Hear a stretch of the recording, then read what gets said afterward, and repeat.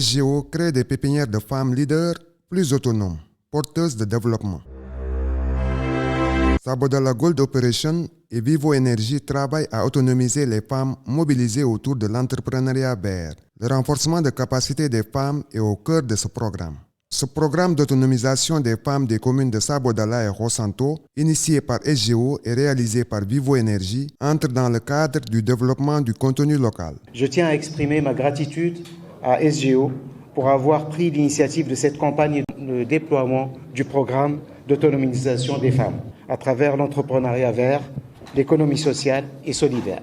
C'est tout le sens de ce forum tenu à la sous-préfecture de Sabodala ce mardi 30 avril 2024.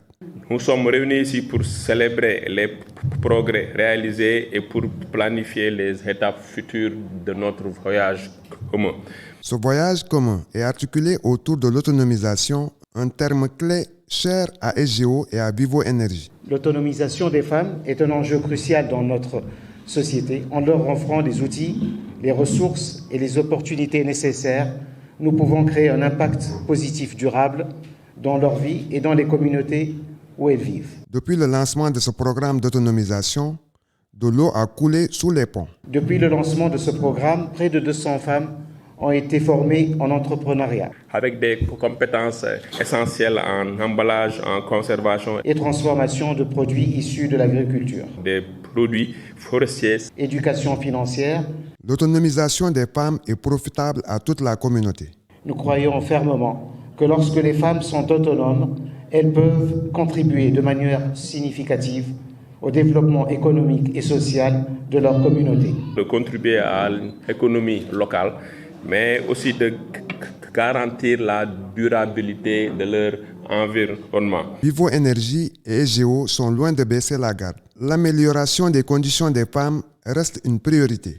À partir de la semaine prochaine, une 50aine de femmes seront formées sur la transformation des produits céréaliers, maraîchers et forestiers. Cette initiative vise à renforcer les compétences des femmes, à promouvoir leur éducation et à développer leur leadership. Les chiffres en disent long sur l'accompagnement constant de SGO aux femmes de Sabodala et Rosanto. On a acheté l'année dernière 10 tonnes pour une valeur de 14 millions.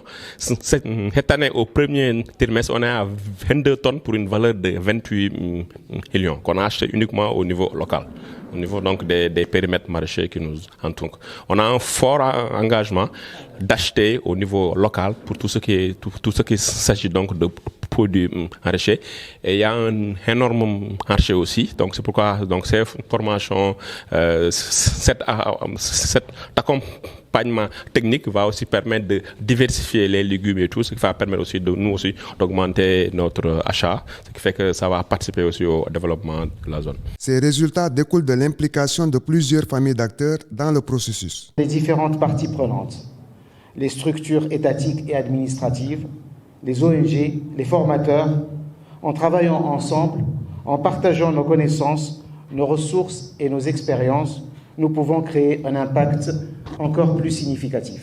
Je vous encourage tous à continuer à soutenir ce programme, à partager les idées et à contribuer à son succès. Dans le cadre de ce programme d'autonomisation, Vivo Energy a mis un lot de 24 moulins à la disposition des femmes. Il s'agit de décortiqueuses, de moulins à mil et de moulins à pâte d'arachide. Hélas, ce soutien constant de SGO aux femmes commence à faire des jaloux. Les jeunes posent encore leurs doléances sur la table. Tout le monde ne peut pas travailler dans la société, mais quand même tout le monde peut travailler avec la société. Vous savez qu'aujourd'hui, la jeunesse, je peux dire, de tout le Sénégal est confrontée à un problème d'emploi. Surtout les jeunes de cette localité, nous manquons beaucoup de formation. Donc la société devrait aussi nous aider à former ces jeunes et aussi à les employer. On devrait revenir sur la même table aussi, discuter pour trouver un point commun à cette formation des jeunes. Bonne relation avec cette société, parce que nous habitons ensemble. Je peux dire que la société, c'est Sabodala, Sabodala, c'est la société.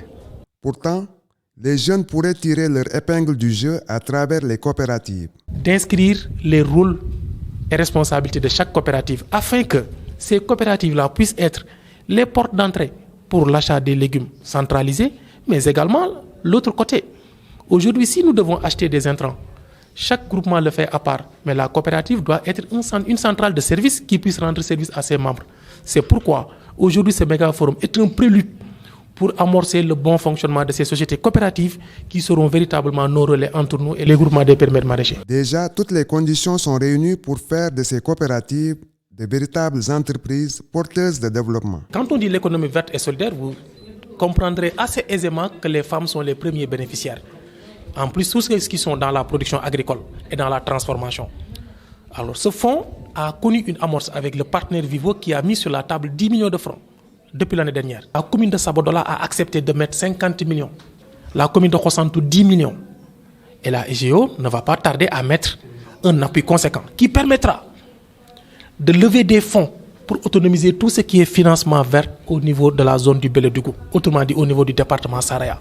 Le maire de Khossantou a manifesté sa volonté ferme d'accompagner ces coopératives en délibérant prochainement un terrain qui sera dédié à leur siège. Il faudrait dire que ces coopératives viennent pérenniser l'ensemble des efforts que nous avons entrepris depuis lors jusqu'à maintenant. Ces PAM ont remercié. Les PAM ont remercié EGO et Vivo Énergie pour cet accompagnement non sans plaider pour le renforcement de cette collaboration, surtout pour l'achat des produits récoltés dans leurs différents périmètres maraîchers.